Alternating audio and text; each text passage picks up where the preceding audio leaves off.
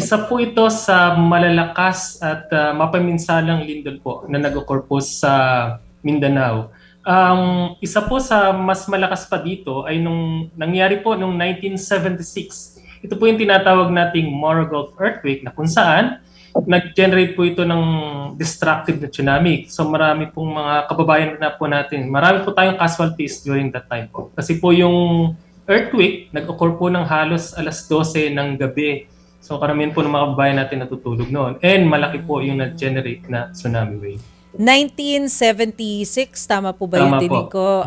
Sir, gaano po kalakas yung lindol nung panahon na yon? Mga nasa magnitude 8 po ito. Iba po 7.9, iba 7.1. Pero on average po nasa magnitude 8.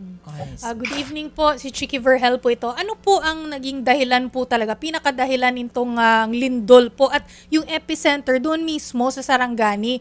Anything geographical na gumalaw po doon na kailangan po naming malaman at ramdam sa iba't ibang parte ng Mindanao?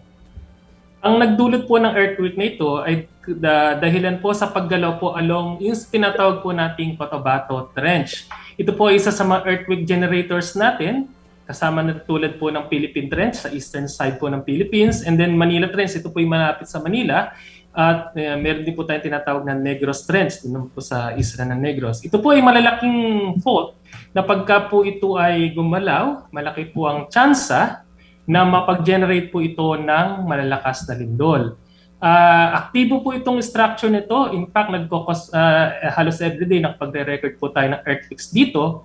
Pero sa kabutihang palad na rin, yung mga earthquakes po nito ay maliliit lamang, hindi po natin nararamdaman. Yun nga lang po, paminsan-minsan, tulad ng nangyari po kanina umaga, nag-generate po ito ng isang magnitude 7.8 na lindol. Meron po bang banta ng landslide, tsunami, o iba po pong naming kailangan malaman po? And if there are, anong mga lugar po ang kailangan na mag-ingat?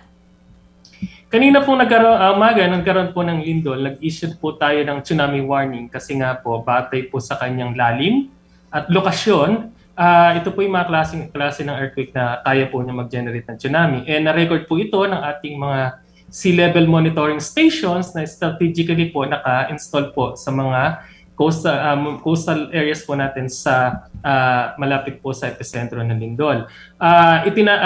Around kahapon kanina pong bandang alas 3, tinanggal na po natin yung tsunami warning. So wala na po tayo na-expect na tsunami base po dun sa records ng ating mga monitoring station o yung sea level monitoring stations natin. Wala na pong tsunami waves na nare-record dito. About naman po sa landslide, may mga nakakarating po tayong reports, may mga instances po na nagkaroon po ng mga landslides dahil nga po dito sa malakas na paglindol. In-expect po natin yan sa ganito pong magnitude, lalong-lalo na po sa mga bulubunduking lugar. Ngayon po, ano po ba inaasahan natin sa mga darating na araw?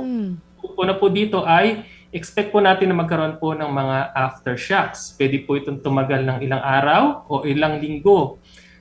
Pero po habang pong papatagal, in-expect din po natin na papakonti na yung bilang ng aftershocks. Yun nga lamang, may posible pa rin pong may mga aftershocks na mag-occur na may kalakasan na pwede pong maramdaman ng ating mga kababayan na malapit po sa epicentro ng lindol.